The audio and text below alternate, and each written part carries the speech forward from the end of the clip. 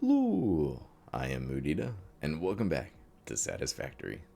This is my 1.0 playthrough, where I attempt to load balance all my factories. For some reason, this is what I call fun. In the last episode, I automated 90 aluminum casings and sheets. With those available, I can unlock a few more milestones. At this stage of the game, things tend to start scaling up a bit more, which means more machines, and those need more power. Today, I'm going to increase my power production by almost 10 times. This is probably going to be a bit of a long one, so there are timestamps at the bottom. Today, we start off back at the hub. It's a beautiful sight, isn't it?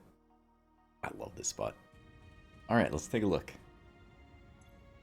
So, first off, this is a must. So, we absolutely need some Mark V belts. And I went ahead and grabbed a bunch of the sheets in the casing. Oh, and clearly not enough of those.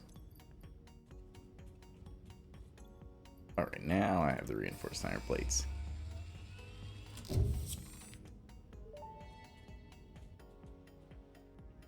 Alright, so thankfully that one's only 5 minutes. And the next one that I definitely want to unlock is the control system development, because for what I have planned, I need some blenders.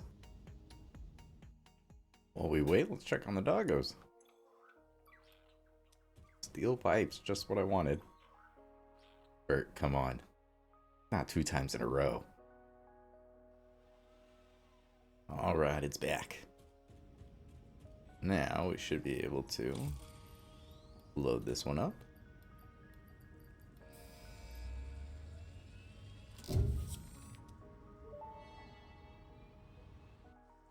Alright, well that one's going to take a little while. In the meantime, I am going to set up a real temporary setup because... So we take a look in here. The one that we just unlocked, I just unlocked the blenders. Batteries, which surprisingly enough are not nearly as useful as they used to be. These used to be the only way to fuel drones, but now you've got tons of options. And they used to be a major component to, I think it was the magnetic field generators, but now they're not, so not nearly as useful. I'm curious if maybe they'll be added to a different alt recipe down the line or something, because I think they're really just used in one alt recipe now. The radio control units and supercomputers are going to be pretty useful, so for right now I'm going to set up a real temporary one to do some radio control units. This is probably going to be a pretty long episode, so there's definitely going to be some building, but I am going to just kind of skip ahead for some of these things. Let's take a look at my random room. Good old hover pack. Even though I really do wish that I could hide the hands, because they do kind of take up a decent amount of the screen space. It's still pretty nice to have. So I got my little setup for radio control units, and of course we've summer slooped and overclocked it, so I'm getting 12.5 per minute. The aluminum casing are the main limiting factor without actually having those delivered here. And as you can see, I need 50 of them for this next milestone. Go ahead and grab those. You know what, we might as well just throw down a dimensional depot in case I, for some reason, need those soon.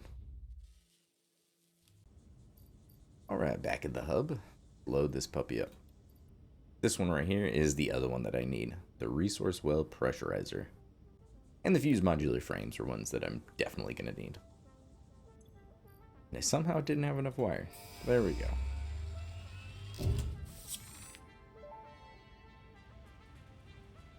Milestone reached. The resource well pressurizer and extractor can harvest nitrogen, crude oil, and water from underground wells. Nitrogen, being a gas, does not need pumps for pipeline transportation. I skipped over it, but I also unlocked the hazmat suit. And if we take a look, I still have a couple in here. I could unlock this, but I don't need drones quite yet. Nuclear power, I definitely want to do. And obviously we need this, but nothing for this video that I need. This one, however, I may have to come back and unlock this one. And then particle enrichment, same thing. I definitely need, but I don't think I actually need to unlock that right now. But what I do need are some alternate recipes. So let's go ahead and get this started. And let's take the train out to the oil fields.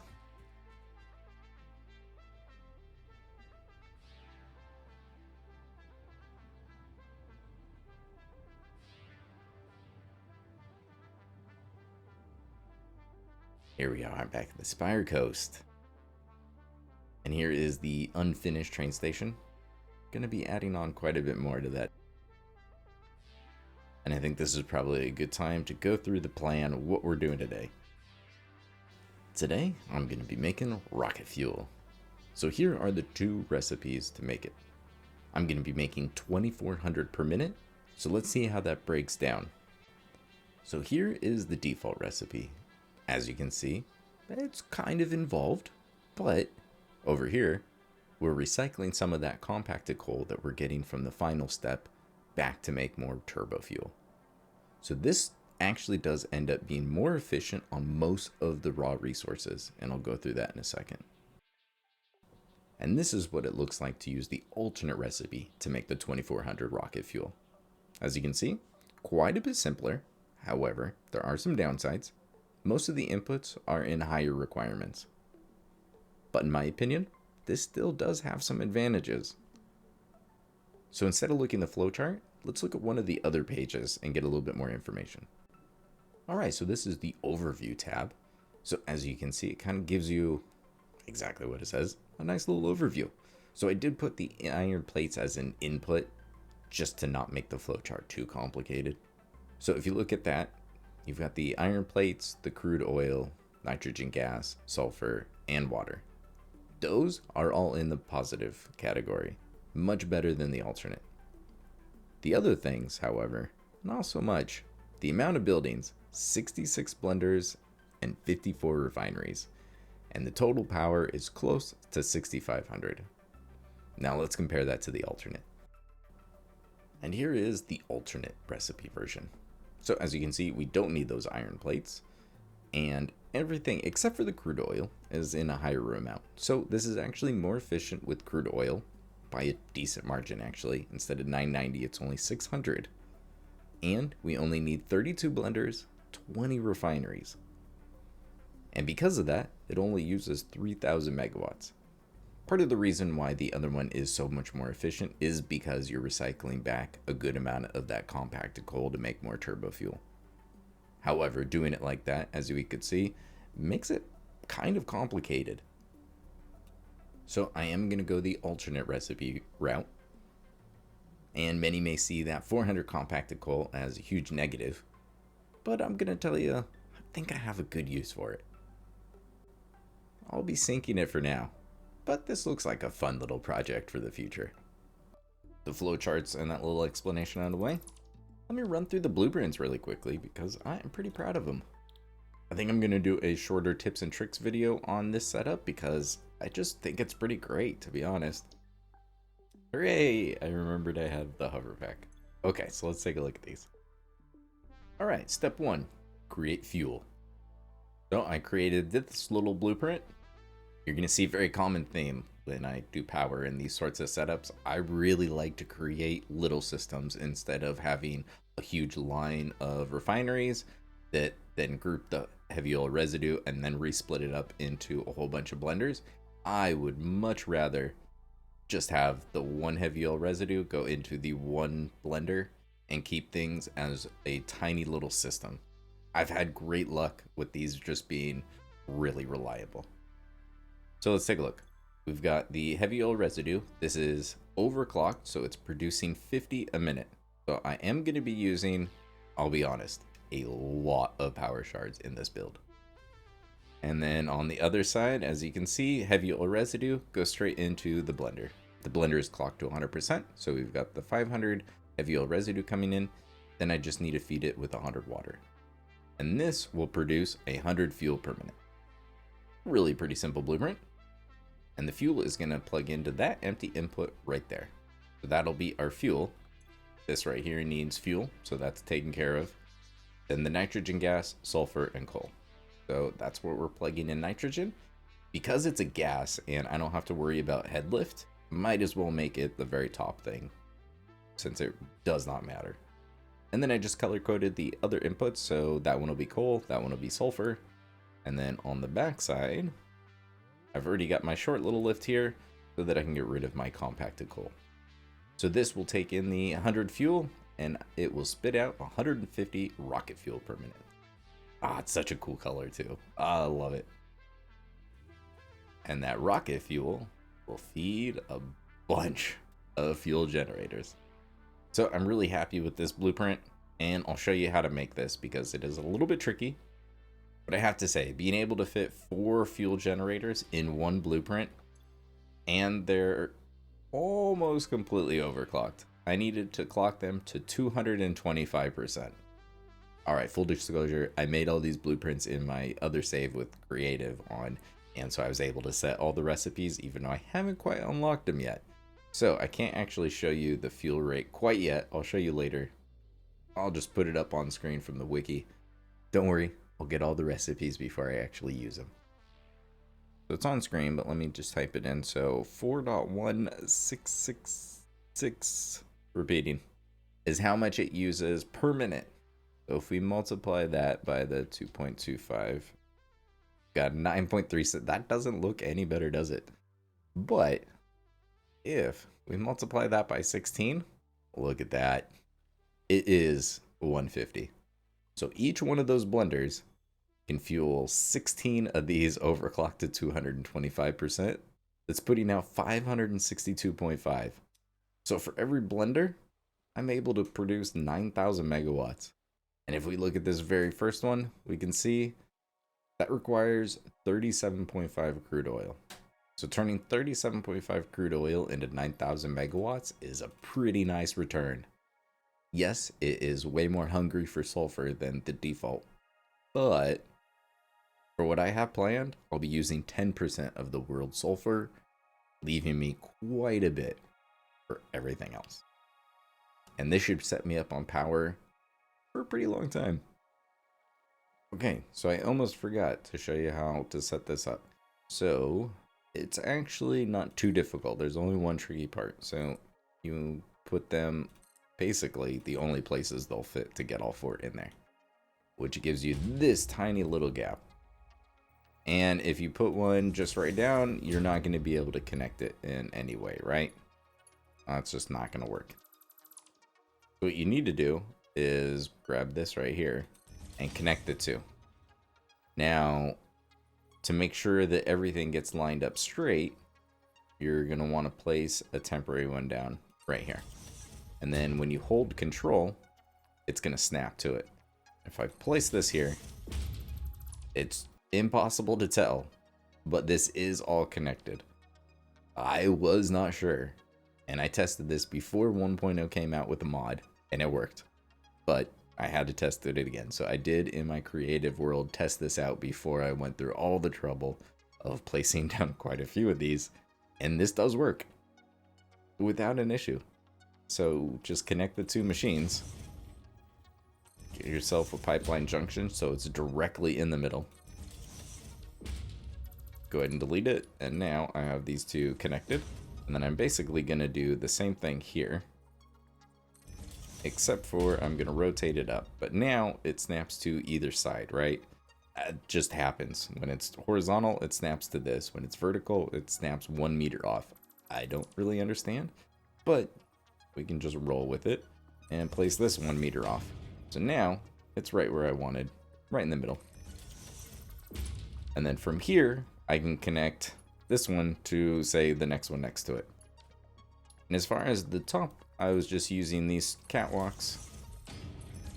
But a lot of the time, I use these ones because I like these better, and these have stairs. For whatever reason, this design doesn't have stairs, so I tend not to use them.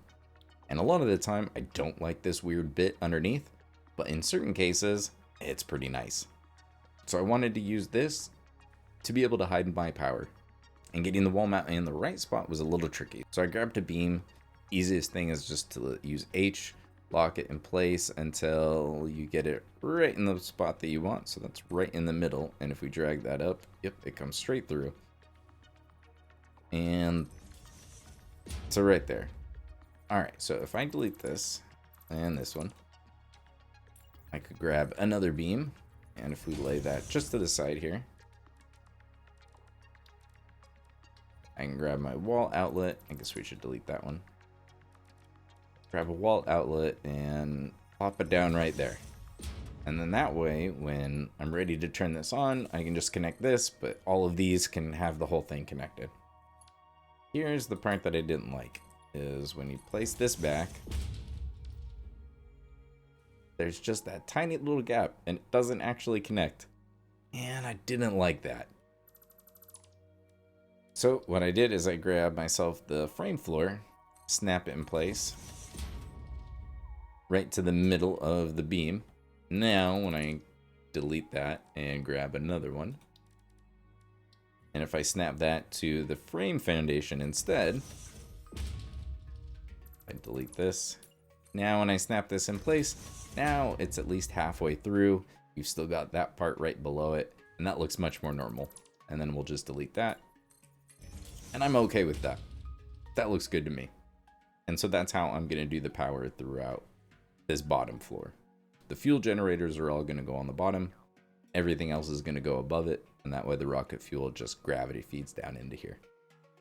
Alright, so that's the basics of the blueprints. Now I just need to lay down a whole bunch more foundations. So each one of these is a 5x5. So I made a 5x5 for the foundations. So basically right here, see, that's 4 blueprints. So that's 1 blender's worth right here. And I'm just going to split this into 2 halves. So this is the space that I need down here for that. And then I'm going to break this up right down the middle using a 3x3 fix-it, because I think a 3x3 is enough to do any of the buses down the middle, basically. Although down here, it's going to be pretty much entirely a walkway.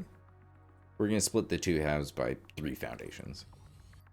Alright, and as you can see, I've got a whole bunch of building materials already, and I want this unclicked so that I'm continuously using the amount that's in my dimensional depot, and then it's going to use what's in my inventory.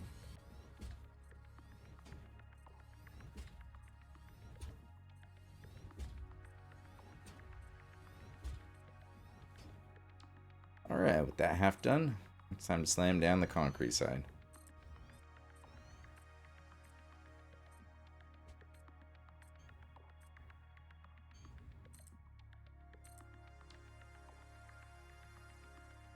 Ooh, autosave speed boost.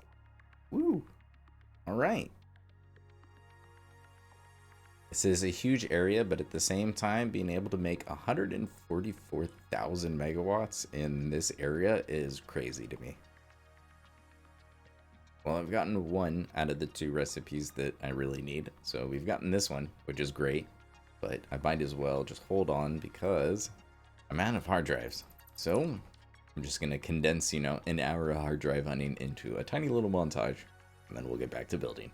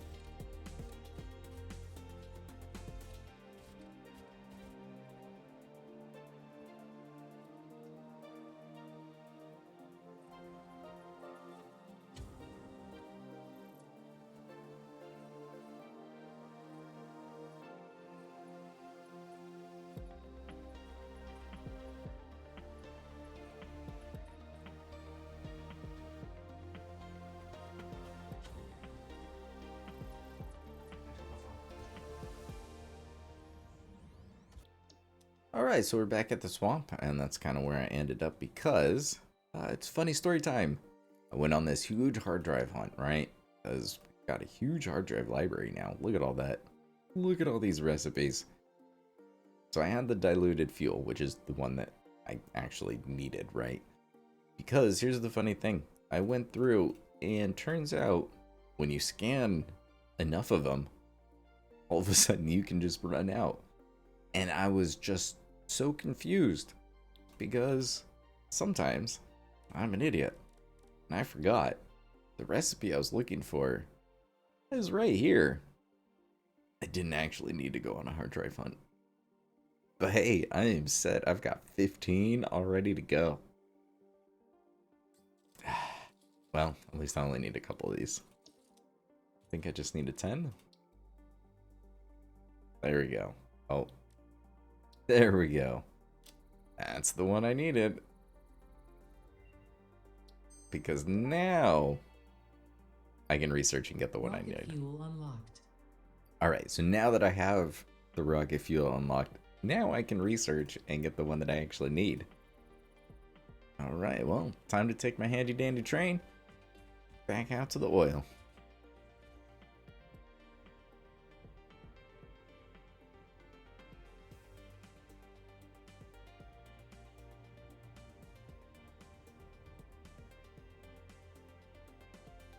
I went ahead and added the second floor.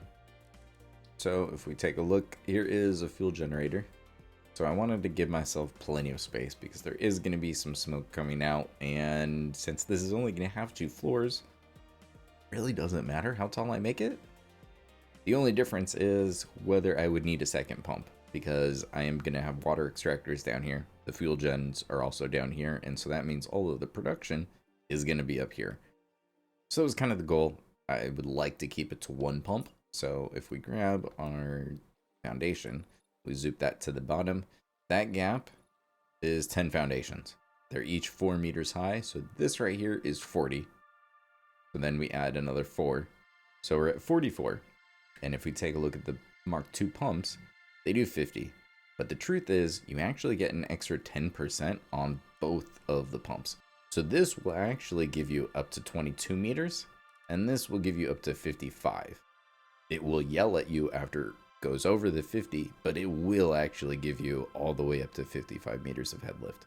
I try not to cut it that close, and we're probably about 1 meter off the water, although I'm not really sure where exactly the head lift starts.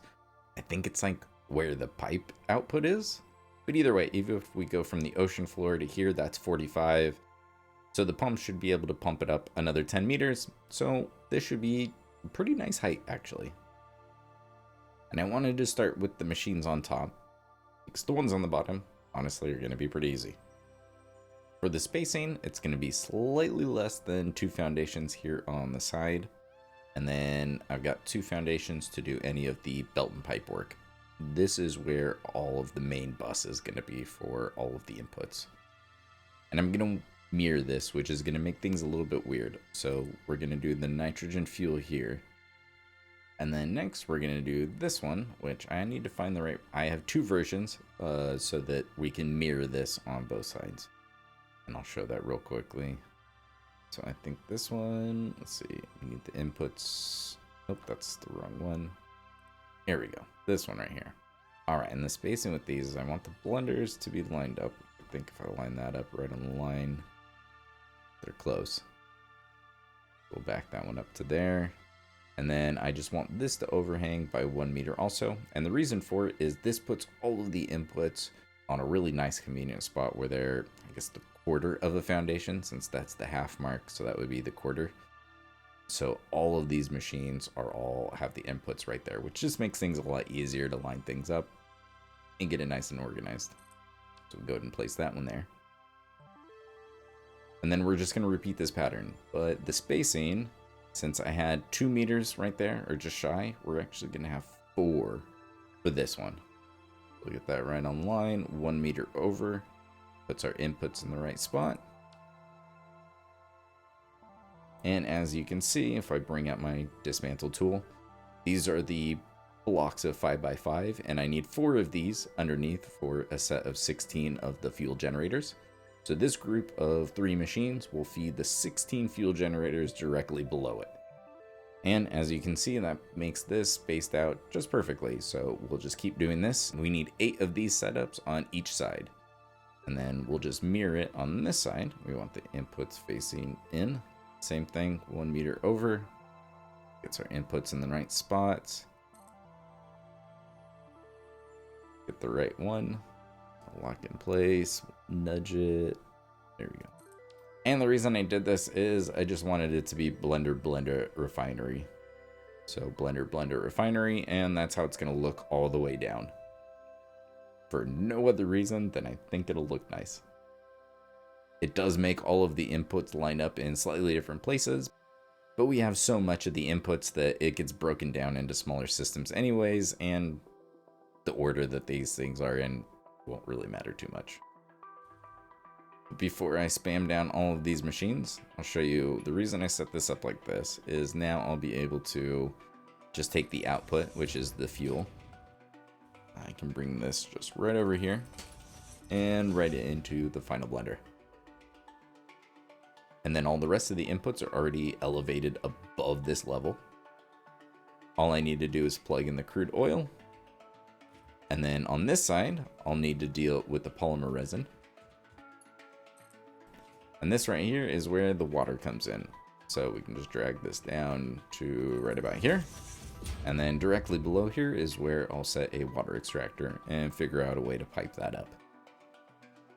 All right, let's spam down a few buildings.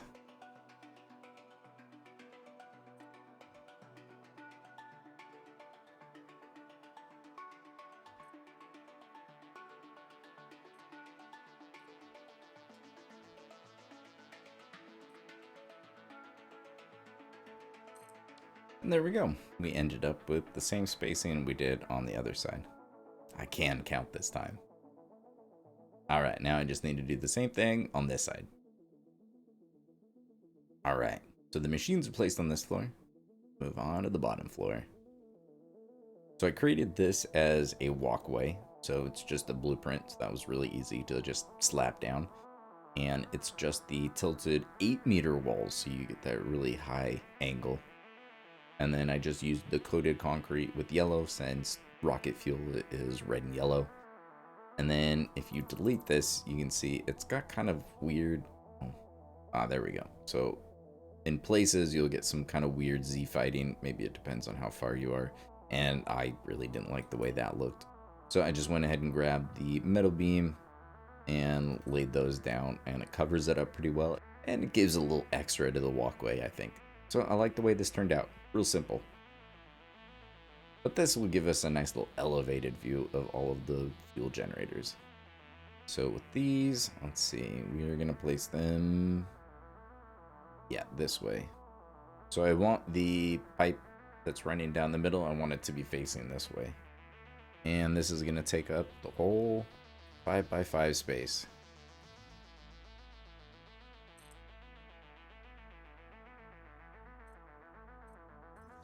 Alright, I definitely need more materials, but let me show you how one whole group gets put together.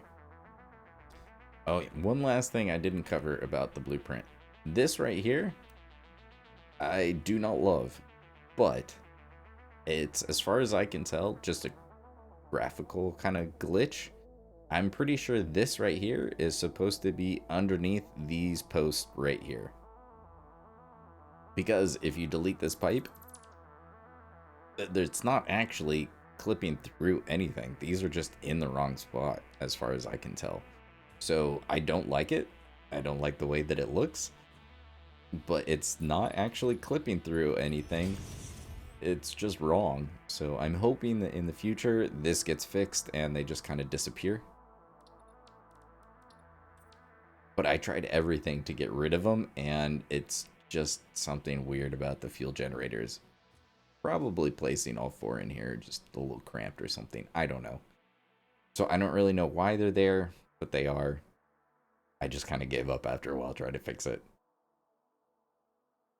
Alright, so I made 2 more blueprints to help bring all of this together. So I have this one and this one. So they're at 2 different heights, and they're the exact height that I need. So if I grab the shorter one and place it right here, and we just need to rotate this sideways, that will be just the right height. Switch this to horizontal to vertical. Let's just make all of my pipes chrome so I don't have to repaint any. And we can connect these two. Well, that's exactly what I was looking for. Alright, I need more power poles in here. Only covering the middle is not good enough. So that will connect these two, and then we'll do the same thing for these two. And it's real easy to find. It just needs to go directly in the center of the two blueprints.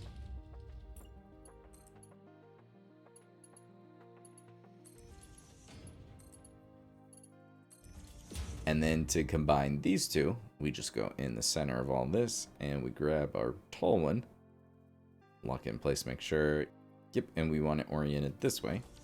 So now when I go horizontal to vertical, we're going to go horizontal to vertical. And there we go. That combines all 16 fuel generators. And then the fuel is just going to come from up above. And we'll just drop that down below. And it'll be a nice little gravity feed. And then I'm going to come around and we'll connect all of them. Now, unfortunately, for whatever reason, these gaps are just a weird distance. And so that is the best way I've found to be able to link them, is just letting them clip the middle two together. You really can't tell. It goes from, you know, a single one to a slight gap to a bigger gap down. So, I mean, at least it still looks pretty good in my opinion. But that way I've got a nice little walkway and you'll be able to walk in between all the different fuel generators and check them out for whatever reason. Alright, so for each one of those setups, I need 4 of these blueprints. So that would be 64. So when I mentioned that I'm going to be using a lot of power shards, I wasn't kidding.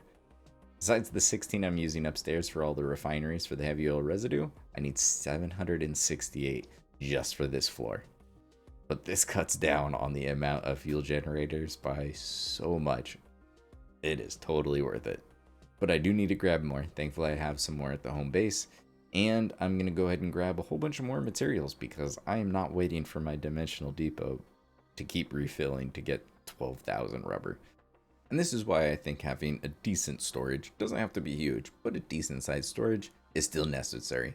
The dimensional depot is great for the large majority of building needs, but if you're going to do a project like this, I'm not waiting for it. I'm going to load up a train with a whole bunch of materials and we can make this a whole bunch quicker. It's been a while since I've been able to use a project train. They're still pretty useful. And this right here is probably one of my favorite uses for the dismantle tool. So obviously it'll tell you what it's made out of.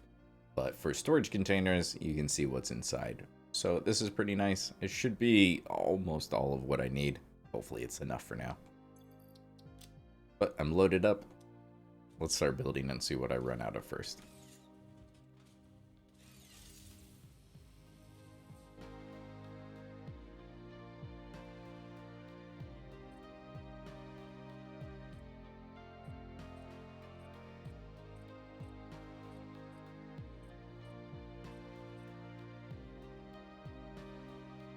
And we're out of copper sheets. Surprise, surprise. Well, it's going to be a whole bunch of this. Run back to the train, build some more, run back to the train, build some more until we fill up this floor. Don't ask me why I deleted them and moved them over there to start. It's beautiful, isn't it? 256. Not too shabby. And so now it's time for a whole bunch of belt and pipe work.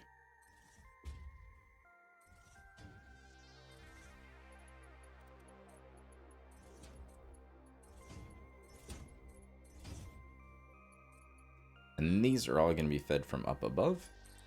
And that's right, it goes horizontal and then vertical. So I want to go from the top down so that we get the horizontal part on the roof. So for the belt and pipe work up here, we've got the finished product going down into the floor hole. And same thing with this side. So they're slightly different, but by placing them right here, it's in the exact same spot on both sides. So from down below, both sides are going to look the same way coming down from the ceiling because I just like the way that that looked. So we've already got this dealt with, so that plugs into there. and then we're just going to need to load balance all the rest of this. And the way that this is laid out, it's really not too bad. So crude oil is going to be the one on the bottom, and then we've got coal will be the second, and then sulfur. Although I may rearrange those, I'm not sure. And then we'll have the nitrogen up here, although I'm pretty sure I also need to change those to Mark II. I have a feeling this video is already going to be running long, so I won't show you too much of it. But let me show you just kind of the gist of it. So the crude oil is all going to group together. I wanted this to be all one pure pipeline, but as it turns out, I'm actually using the closest pure, and instead of going even farther to get the next pure, I'm just going to use two normal nodes. So one normal node is going to feed this half, the other normal node is going to feed this half. But you could definitely do this with one pure node instead. But this whole half will be load balanced, this whole half will be load balanced. And then because we've got 8 on each side, load balancing is honestly really easy. So none of this is super complicated. But what I did try to do is keep things symmetrical because I'm just a sucker for that. And by that, I mean I got things lined up directly in the middle. So this right here is on this second half of this foundation. And if we go all the way to the next one, let's say we've got 10 foundations, which makes sense because each group of these takes up 10 foundations. So if I go back 5, this spot right here would be directly in between both of those. So I'm going to place a splitter, and that's how we'll group these two. And then I can delete the bottom one, and I'll do that to pair them all up. And then I'll find the center spot in between these two pairs, which would be basically that same spot, but right here. And then we'll just go 1/2 foundation back. And then we'll connect these two, and that's how we'll get all of those lined up. And then when it comes to do the next part, all I have to do is lock this in place directly on top and then move it 4 meters over. And now it's directly in between those two. Now for the nitrogen, these don't stack right on top, so I can't use that same trick. So what I'll do for these ones is just use a temporary foundation. So I'm going to place a 4 meter and then a 2 meter. Because 2 meters is the height of each one of these. So now if I grab a pipeline junction, that is going to go in the next spot over. So that would be right here. And now it's, oh no, never mind. It's the next one over. Because the next spot would be the fuel, and that's already sorted out. So the nitrogen would be the next half foundation over. So it's going to line up right there. And then I'll do the same thing and get all of these connected. However, with the nitrogen, I need the most of that. I need 1600. And since I can only fit 600 in a Mark II pipe, 3 pipes is just an awkward number. So we're just going to do 4 because that's a really convenient number. So there will be 400 in each of these pipes. So I'm only going to need to group together 4 at a time. Oh, yeah, I just checked my numbers. That was wrong. So yeah, these need 75. The amounts were wrong. So it's not 400, it's 300 per group. Because I need 1200 in total. Definitely means I could have used Mark I pipes, but I'm pretty sure I changed them all to Mark II. Ah, that's fine. So let me get to work on that, and I'll show you what it looks like. Alright, so this is what it turned out looking like. So we've got our crude oil that just misses the fuel. And then it gets grouped together, and just like I showed before, all of these get grouped together. Now the sulfur needs 4 belts, and that's the 1600 I was thinking of. So each one of those will have 400. So this gets plugged in here, and same thing on this side. And then once we get to the middle, this is where the coal will plug in. Since I need 800, I'm going to have to split that between 400 on this one and 400 on this one. So I don't have Mark 6 pipes yet. And my Mark 5 only does 780. And then I went ahead and created this as a blueprint, which I just thought was just kind of different. It added a little bit of depth instead of just doing the catwalk. And it gave me some nice places to snap all of my power connections to. So I just have the power being connected along this, which keeps it fairly tidy. And then right here at the very end, I figured it would be fun to use the glass frame floors so that I could see all of the incoming belts and pipes. So those will run to basically the middle and get plugged into everything. And this is where it'll all come up. I'll create some cool looking way to bring it up. Water extractor time. So each one of these is going to be underclocked to 100 because that's what each blender needs. And this is just the easiest way. I could put one of these, overclock it to 300, have it go up and split between 3. But honestly, I would much rather just slightly underclock 3 of them and keep things nice and simple. Plus, I think it'll look cool on the outside. And the best part is I can now copy and paste, which is just the best for water extractors. Oh, this is so nice. Oh, gotta love it. And here's the best part about this whole thing. Normally, getting them kind of spaced out the same is really hard because you can get it to snap onto one, but now I can pretty much place it anywhere here. So trying to get it exactly where I want it, especially once I get all the way over here, now it'll snap to this pump, but trying to get things really lined up together is kind of tricky. All of these are using the 5 foundations, so everything is 10 foundations apart for each system, right? Well, water extractors are 2.5 foundations in width. So if you place 4 of them, it's exactly lined up and where it needs to be. Now, obviously, I don't need these extra 3 and I can just delete them. But because I can snap them right next to each other, I can ensure that they're actually lined up. And it'll just look nice when they're all exactly lined up instead of ever so slightly off. So we'll just place 4, delete 3, and keep going. Both sides have water extractors now. We've got the pump set up and all the pipes are connected. I will connect these early just so I can pre-fill these pipes because I just think it runs smoother that way. Let me show you the other thing I did. I went ahead and extended all of the belt buses all the way to the end. So this is where it'll meet the main belt bus coming from the train. So I've got 4 pipes and that is for no good reason. I really thought that I was transporting 1600 and I wasn't going to be able to fit these in one pipe. So yeah, I just looked at the wrong number and then I could definitely go back and change it. But I kind of like the way that it looks, so I think I might just leave it. With sulfur, I definitely did need 4 belts. So we've got the 2 sulfur and then the coal on top. So I did go ahead and change it just because there's more sulfur, less coal. So in the load balancing here, this tends to be 1 lower speed than the sulfur. So these will be going a little bit slower. And then we've got the crude oil coming in on the very bottom. So we've just got 2 300 pipes up there. So I just needed mark 1. So now I need to figure out how to bring in all of these resources. And with the amounts that I need, it would be really nice to have the Mark 3 instead of just the Mark 2. So I think we need to go back to the home base and figure some stuff out over there.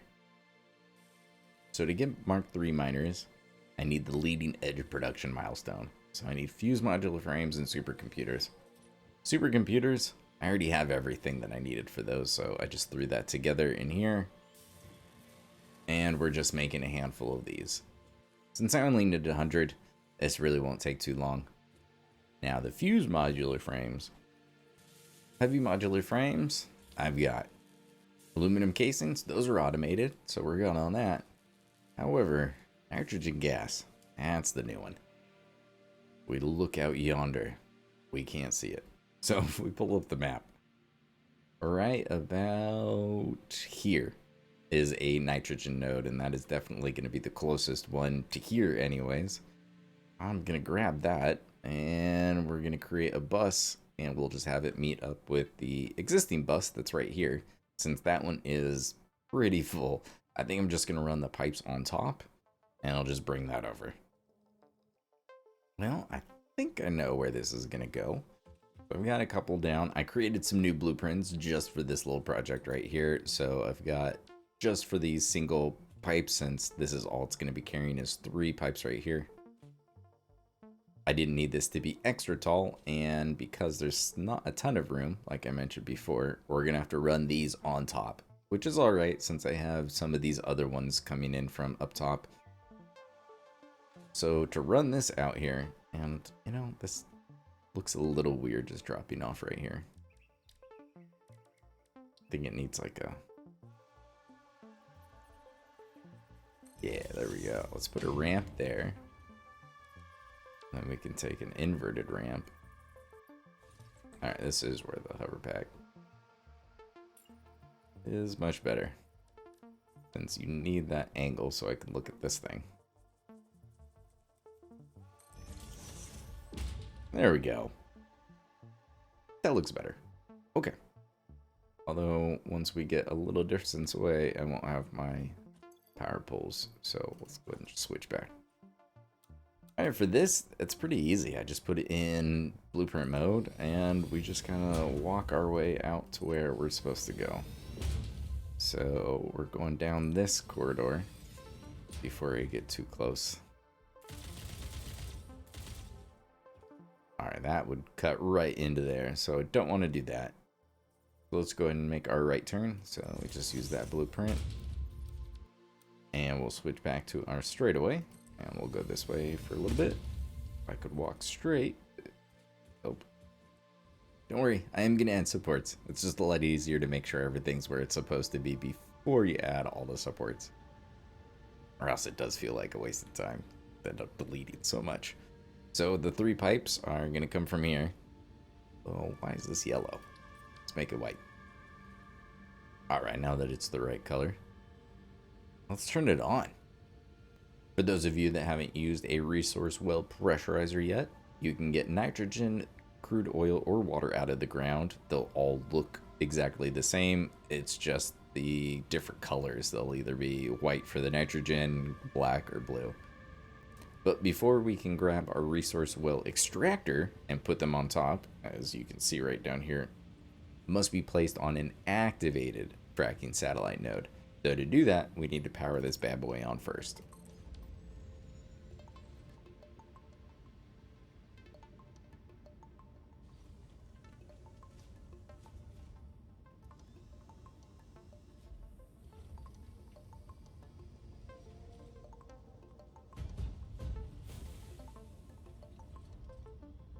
That's a great animation. I love these machines. The screen shake does get a little bit old, especially since I'm using a hover pack, and I feel like it shouldn't have an effect on me shaking it all. But, you know, minor details, right? So what I'm going to do is just throw these down, and then we'll get them grouped together. Guess that one's a little close. Might as well just throw 3 power shards in here and get all we can get. So the reason I have 3 Mark II pipes is I can pull 1800 out of here. So they'll all be completely full. Nice thing with these little kind of things is just a little bit of extra detailing I feel like goes a long way. So instead of just a floating platform, all you need is a couple of these. And then all of a sudden, it at least looks not too bad. Right? And this is tucked away in the corner of the world, so I don't really feel like spending a ton of time on it. Just want it to be clean. I do enjoy just watching all my progress. And this is why I do load balancing. Everything just flows. So after the world tour, I realized there wasn't another great way to get up and down the floors besides my elevator in the very front of the base. So I added these in the hallways, so it's not great, and I could probably figure out a better solution. I think maybe these being a little bit closer, because this is such a big gap, and without a jetpack or the hover pack, it's kind of weird. So I think I may end up putting another ladder right here or something like that. But at least now there's a way to get up and down in between the floors in these like kind of maintenance elevator, whatever you call them. So if we come down here, this is where the nitrogen is coming in. So right now, these two just aren't going anywhere because I don't need them. The one other kind of interesting thing about the resource well pressurizers, don't think it'll tell us in here.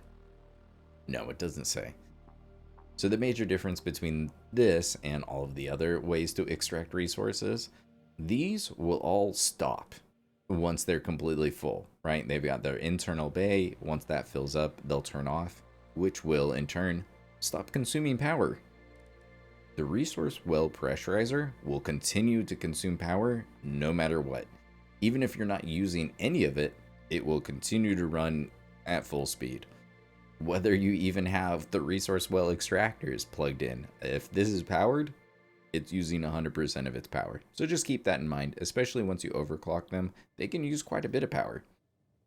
But this pipe right here is just snaking right along here through my maze of everything. Oh, as I hit random belts. And then that just comes right over here. And my beams right here signify the hallway.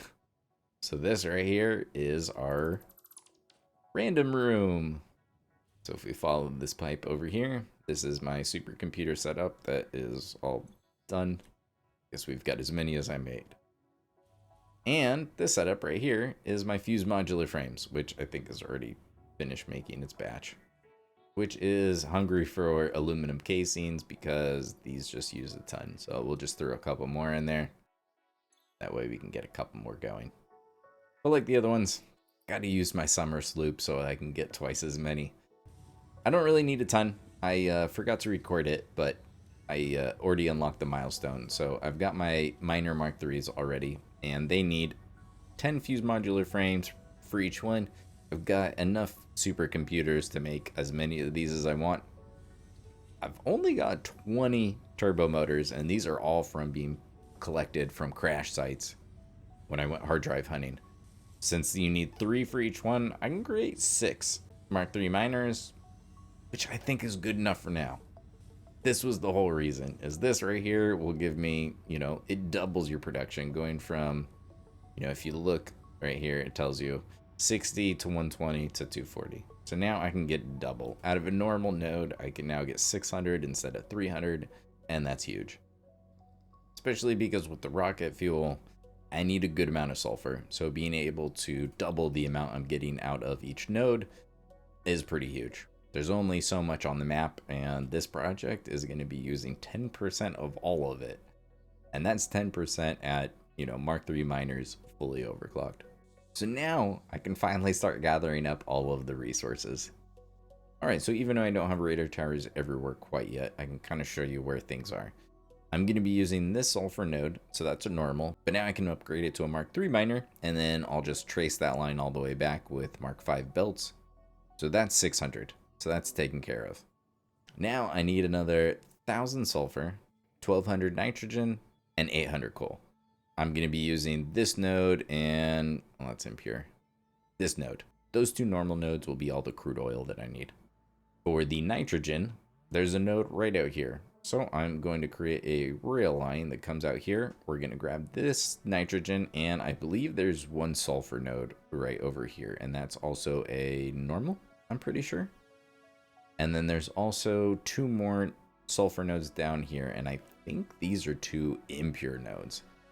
So if I get 600 from here, I'll just need 200 from each of the impure nodes, and that would be enough. And then there's definitely coal right here, and so I should be able to grab 800 coal pretty easy. And that'll be all the resources. I'm sure that won't take long at all, right? Such a beautiful game. Well, let's fill it up with more concrete. I have already started the expansion of the train station, so I added a second floor, and this train line, don't get too far away from the tracks, is going to come out here. If we pull up the map, this is the plan. So we are going to go out here, we're going to have to come around here, and then one line is going to go over and come down here and pick up the sulfur and coal. The other line is going to come all the way down here, and we'll create a train station. And this is where we'll pick up nitrogen and some of the sulfur.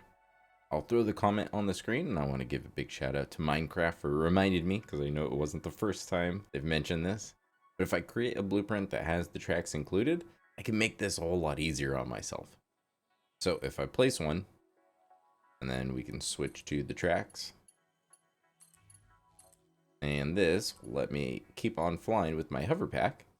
And then I can lay down a blank piece, go back to the blueprint. And if you'll notice, these don't come all the way to the edge. And the reason for that is I tried that initially, but for whatever reason, if you bring the train track all the way to the end of the foundation, the blueprint bounding box is an extra 2 meters, even though there's nothing there. And so you would have to nudge each of the blueprints, and that's annoying. And since train tracks definitely stretch far enough, I'd much rather just do a shorter section, and then we can just do that. And the pattern right now is we're going to go one support, we're going to do with the tracks, without, with the tracks, and then it's time for another support. And then we just keep alternating this pattern until we get to the point where I need to turn. Now what I don't want to see is this right here, because this means it thinks that there is a junction, and it shouldn't. So for whatever reason, we're just going to delete those, and then we're just going to replace it.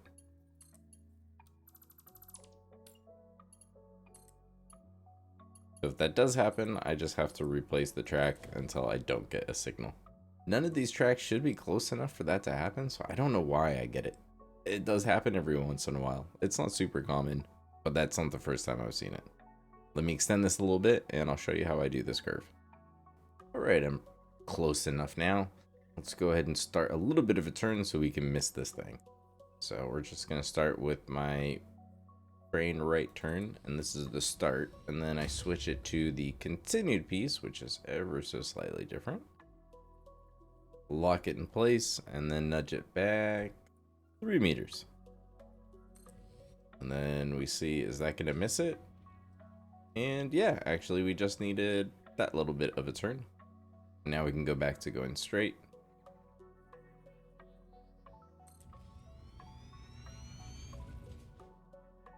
And for the turns, the way I like to do it is bring the rail to the last straight piece of foundation. So this stretch right here.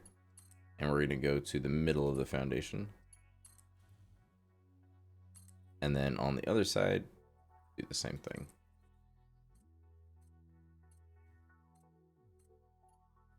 As long as the turn isn't too long, you just let the track do the turn for you.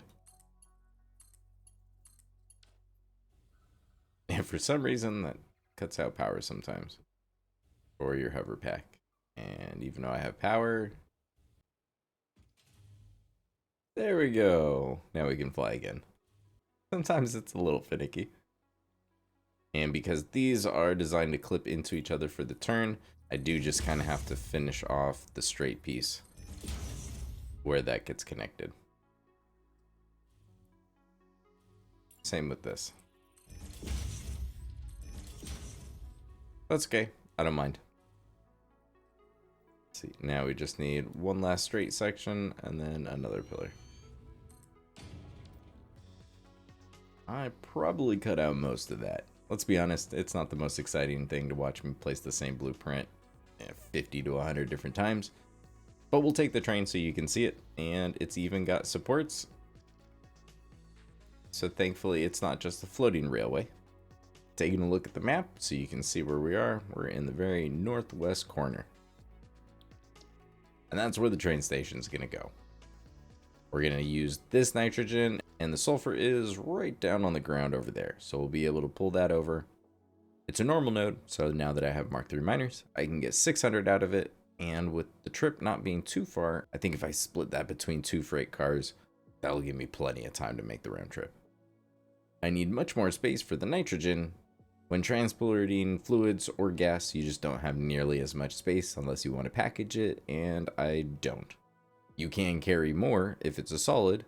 Then you also have to create the loop with the empty packages, and that's a whole thing.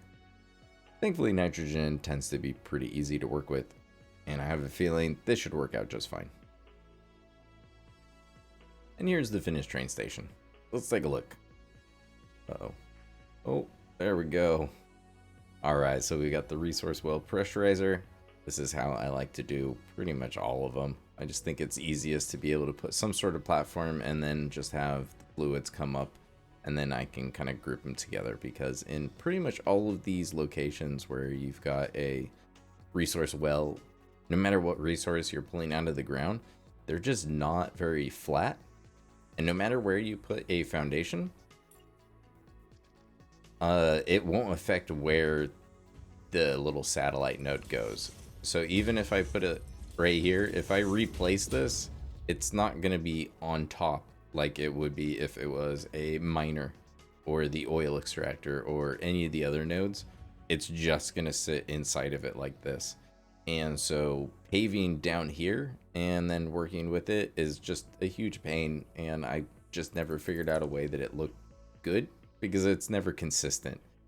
So this is the way I usually do it. Just bring the pipes up, group them up here, and then take them over to the train station.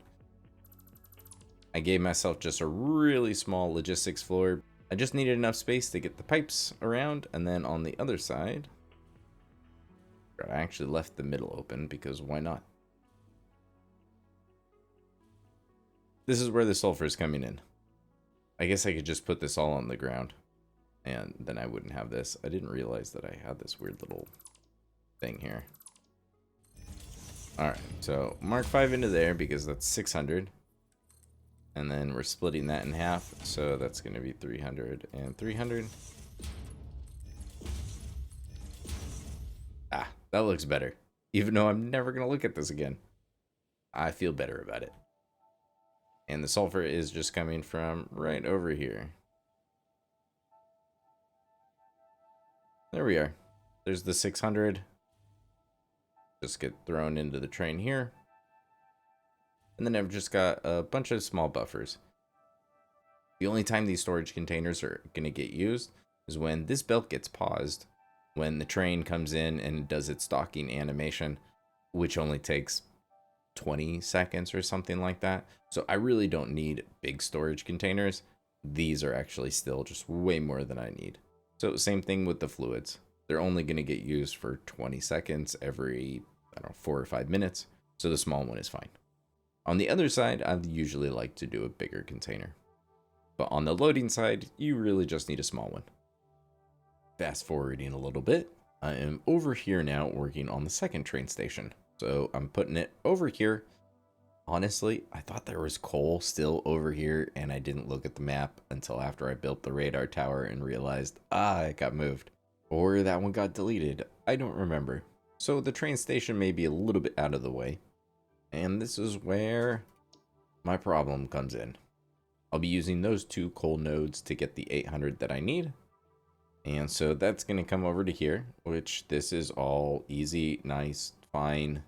And then I got to the part where I needed to ramp up and over. And this is where things got weird. So these don't work on the ramps for whatever reason. It's just a real bummer, I'm not gonna lie. This won't make a difference because I'm still gonna do it the other way, but I'm curious if they work on just the normal inverted ramp. Oh, they do. Well, that is good to know for the future. At least you can place these on the inverted ramps. That would have been nice. Well, at least I know for the future now. Either way, I'm pretty sure I would have ended up with this. It doesn't actually place it at an angle, it places it facing straight up and down. So you end up with this no matter what. So if I delete all this, I don't need it now, I just needed it to place the belt. I had to use good old YouTube to find this, and so I will link the video in the description because it was super helpful, and I'm probably still not just great at it, but I think I remember the gist of it here. If we place one about on the lower third, before there's any sort of curve or whatever, we can go ahead and delete this. And then we want to also delete the merger. And so now that has a nice flat piece to it. And we can come back over here and we can connect that. And now it's got a real nice straight piece until we get up to here. So now what we want to do do the same sort of thing before the curve. You just want to cut off the belt essentially, and we're going to get rid of this and this. And I believe now, and if I'm lucky, this will reach far enough, which it will. Okay, so now I can delete this piece, and we can go from here all the way up to here.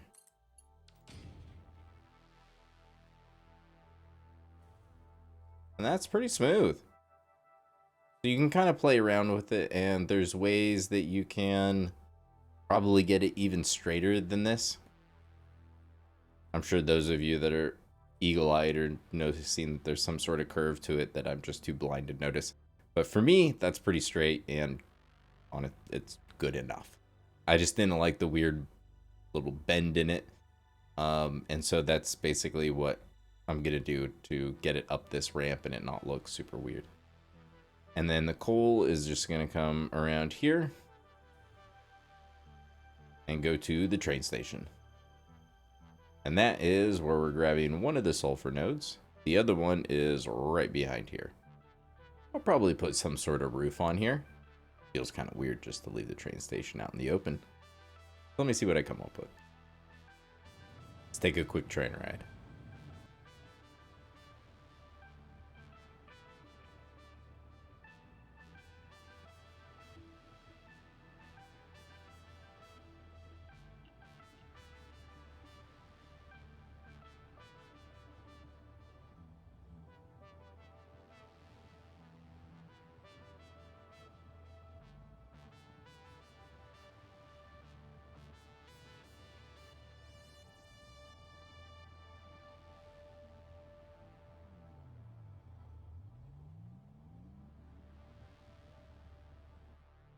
And here we are, the Northern Forest sulfur out, even though got a bunch of coal too. So this is really just all it is to it. There's not going to be a whole lot. I don't want to decorate too much. It's just a place to pick all this stuff up. So if we go underneath, we've just got the simple, just small storage containers being fed by the miners here and way up there. And then the coal is coming in from over there like I showed. But I'm happy the way it turned out. It's pretty simple, but I don't think it's too bad. Gets the job done, you know? So the next step is going to be finishing that bell bus for the coal, so that can actually make it over here. Once that's done, I can turn on all of these resources and then get these trains running. And then I'll set up some sinks over at the main train station where they're all unloading. And so I can make sure the throughput is good before I turn on the power plant and then find out when it all turns off. That's not how you want to find out. The sulfur were the first two freight platforms on that train station, so they have to be the last two over here. And here is the train. So we've got plenty of nitrogen and some sulfur. So the nice thing is these aren't completely full. So you know it's making the round trip in plenty of time. And as you can see, these ones are emptying. So this train is also running. And if we come over here, we can check. We're at 199, which is basically the 200 I need. I forgot I did add little signs down here. And this is at 387, so after a couple more trips, it'll probably show the 400. This is a pretty short trip, so there's no reason this won't get up to 400, I don't think. Fortunately, the gas I am just going to have to cross my fingers for. Don't really have a great way of testing it except for setting up a whole bunch of fluid buffers and then just emptying them before they get full. Which I could do that, but my math says I've got plenty of time for the round trip. When has that ever been wrong? Here are the sinks that I mentioned. So we've got one for each of the lines. All of these belts have 400, so they each get their own sink. So let me show you the load balancing I did over here.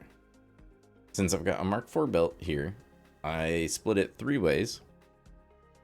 If we do 480 divided by 3, that would be 160. So since both this is a Mark II and this one's a Mark I are less than the 160, these should remain full. And I don't even need to use a smart splitter. And if I have my 480 and we take out 120 and 60, we're left with the 300 that I need. And that's how I did the load balance for all of these to go from 480 to 300. Now the next step is to bring over the crude oil. And that's going to be relatively easy. If we take a look on the map, I think I've already showed it, but I'm just going to be grabbing this normal node and this normal node. So I'll just be creating some buses, and I'll show that off real quickly in a second. And then the last thing is, I want to spend a little bit of time decorating.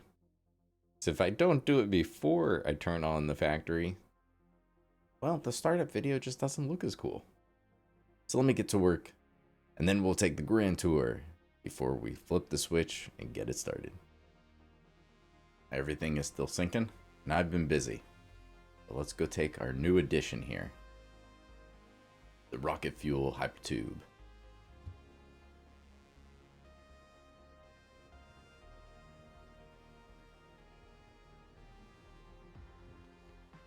And here we are.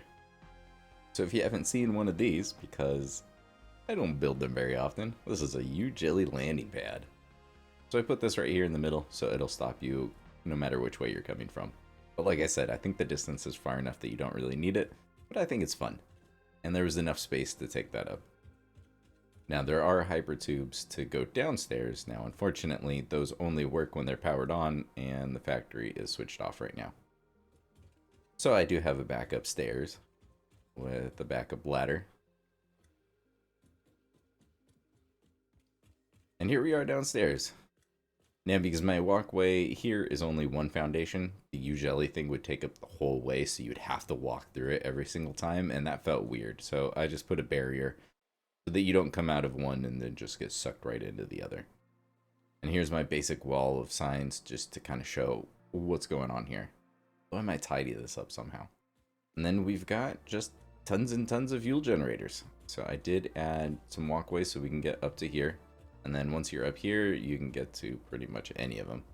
So there's just a walkway that runs down the two outsides and then one's down each of the rows. So I didn't connect every single part.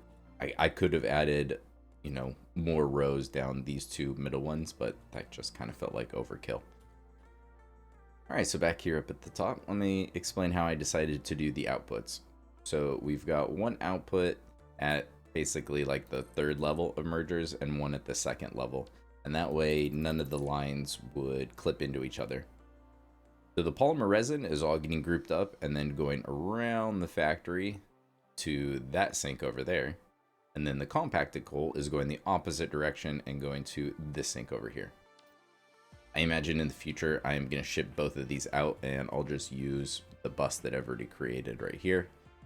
Probably just use this outside one and send it back to the train station or next door, wherever the next factory that's going to use them is going to be.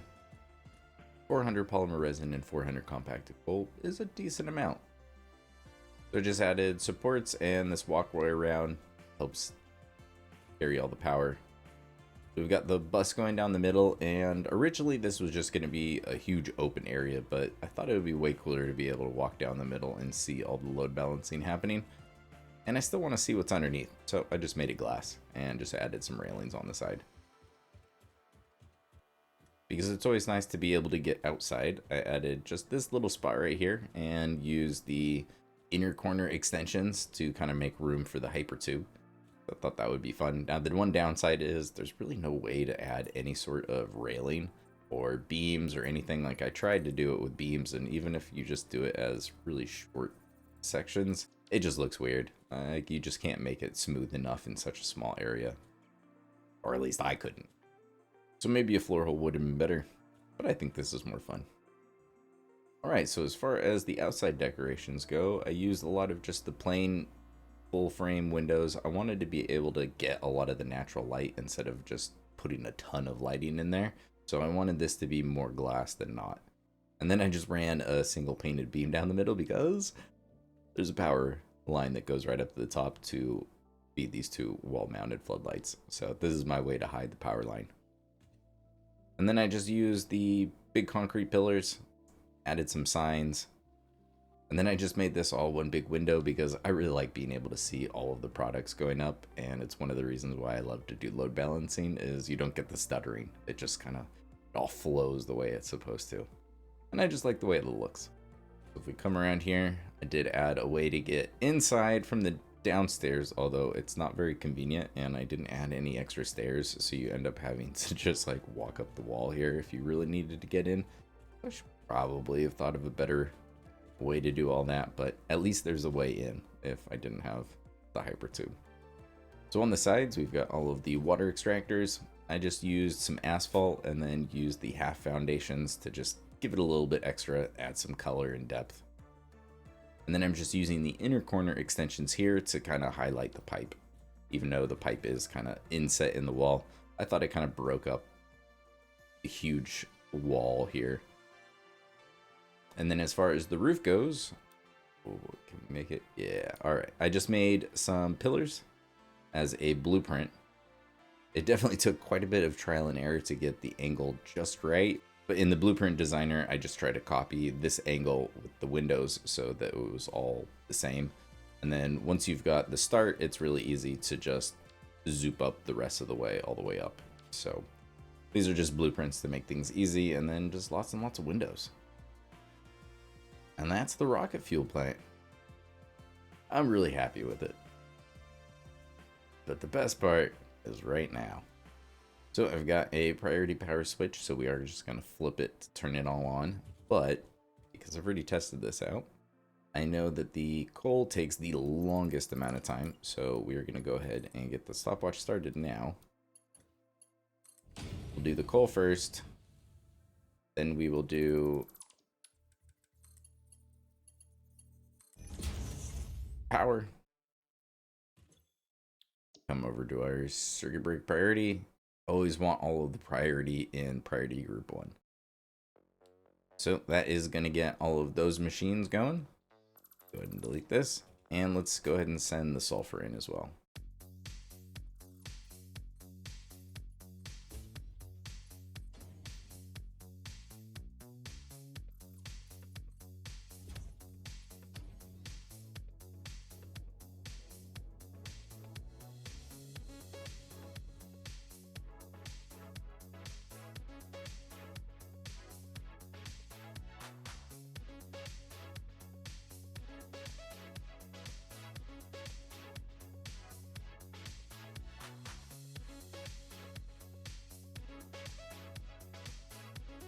Rocket fuel is being made and the fuel generators are filling up.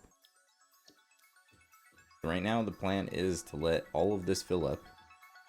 The fuel generators, everything upstairs.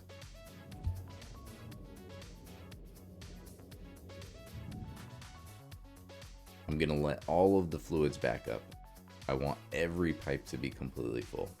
It adds a little bit to the startup time, but in my opinion, it's worth it just to make sure that this is nice and reliable, and I just never have to worry about it again.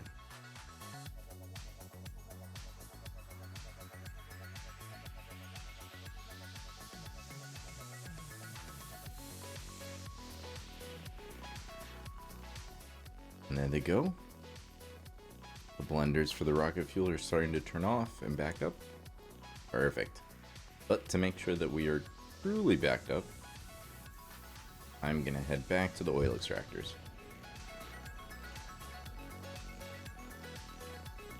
Here is oil extractor number 1.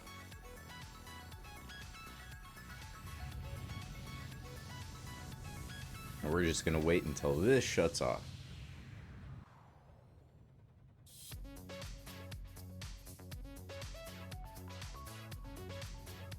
And there we go.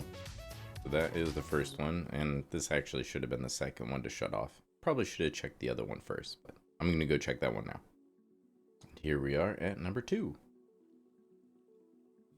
Sounds like, yep, we're definitely off.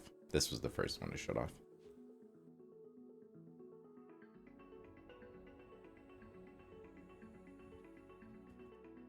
Now that everything is completely backed up, let's go downstairs. All right, here is, oh, let's go back to the hover pack. All right, so this is gonna take me a little while, but it is all worth it in my opinion to do it this way. Now I just get to go all the way down. Just gonna go one row at a time. So we're gonna basically alternate sides, and that way It'll just kind of slowly ramp up production for everything.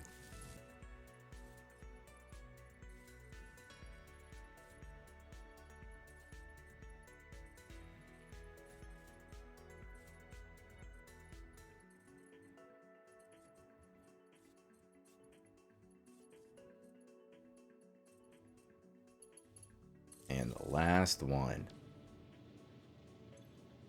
Oh, look at that. Slow and steady climb all the way up to 198, 390. Woo! Let's take a look. I felt like that was almost just as long as having the whole factory start up, connecting power to 256 fuel generators. I'm sure glad I overclocked them. I have more from my power boost now than my entire power grid with the power boost was before I turned this on. And that, I think, is pretty cool. In total, this generates 144,000 megawatts of power by itself. Obviously with 2 Alien Augmenters, that's why I get such a nice bonus. But I am really happy with this. This is probably my favorite power plant that I've built, just because of how, I don't know, simple and relatively small. For how much power you're generating, I feel like this is a pretty small area. Granted, it still takes up a lot of space. I have added a ton of power. My power grid is almost up to 200 gigawatts, and I'm using just barely over 10% of that. I've also got some spare polymer resin and compacted coal that I'm going to be able to use for my future projects. That is mission complete. In the next video, I'm going to be staying here in the Spire Coast. To finish this phase, I don't have quite enough plastic and rubber being made, and I figured out a fun way to create a decent amount of both of those at the same time. So look forward to that, and thanks for watching.